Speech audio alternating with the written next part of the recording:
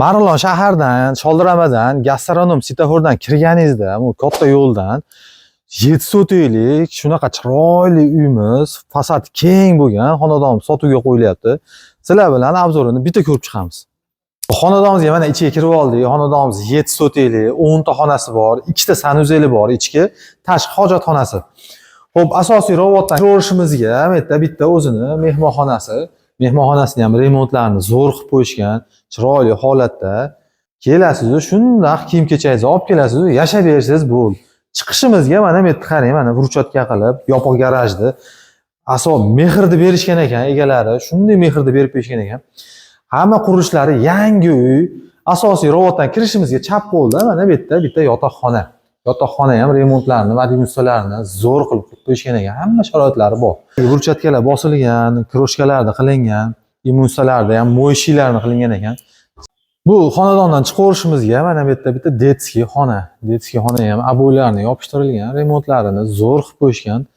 Kelib yashashga sharoitlarni moslab chiroyli qilib qo'yishgan. Xo'p, undan keyingi xonamiz bitta oshxona.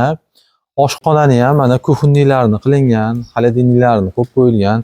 Shundoq sharoitlari zo'r holatda turibdi. Remontlari yangi.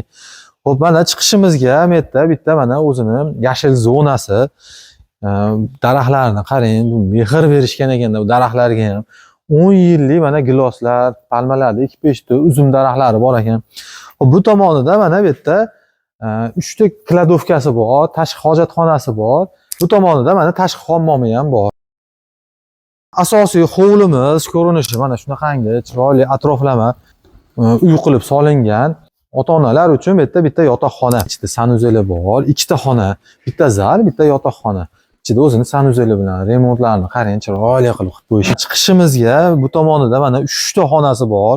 3 ta xonalari ham katta qilingan. O'zini to'liqlicha mana bu yerda podval qismi ham bor. Qishga kladovka qilib qo'ysangiz ham bo'ladi, yozga kompot varinalarni qo'yib qo'ygani bitta joy. Xo'p, bu tomoningizda mana bu yerda o'zingiz talabingizga ko'ra foydalanuvchi bitta detskiy xona qilsangiz, bitta bolalar xonasi, bunisi qizlar xonasi. Narigisi o'zingiz talabingizga ko'ra foydalanuvchi bitta xona. Xonalari ham keng, qurilishi yangi bo'lgan, remontlari zo'r holatda turibdi.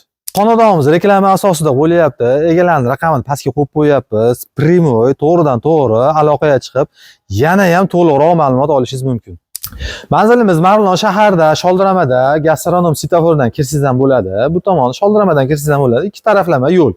Xo'p, xonadonimiz 7 sotiylik, 10 ta xonasi bor, qurilishlari yangi bo'lgan. Kelib yashashingizga sharoitlari zo'r. Kelasiz, kiyim-kechangizni olib kelasiz, o'zingiz bilan kerakli narsangizni olib kelasiz, shunday yashab olsangiz bo'ldi. Xo'p, suv svetlari bor. Gazi yo'q ekan bu xonadonimizga. O'zini zeleniy zonasi ham kattagina, o'zining 10 yillik daraxtlari ham bor ekan. Hamma yo'g'i sharoitlari zo'r holatda. Xo'p, narxini 185 mingga baholanyapti egalar tomonidan. Kelinglar, ko'ringlar, yoqsa baraka qilamiz. Ozgina yana tushib beradigan joyi ham bor.